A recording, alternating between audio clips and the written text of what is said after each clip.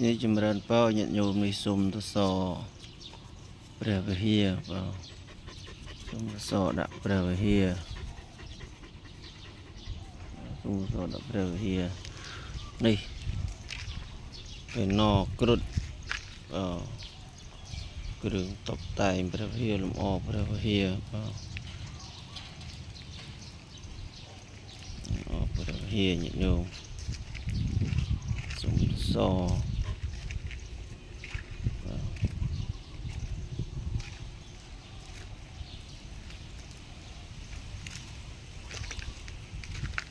so nhận nhôm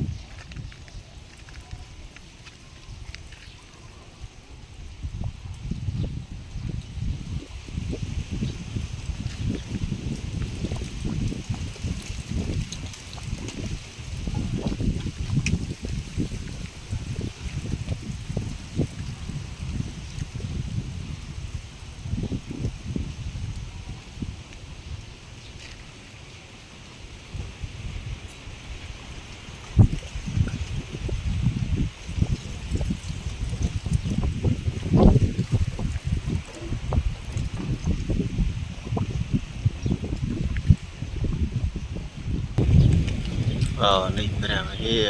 โยเปรียบเฮียนี่บานจะประดามบานดะซุ่มตัวโซบานคล้ายจะประดามบานดะกรุดดะแกนอnhận nhôm thì chắc là châu rùm hòn chung con chung sa nhận nhôm ốc như sọc ran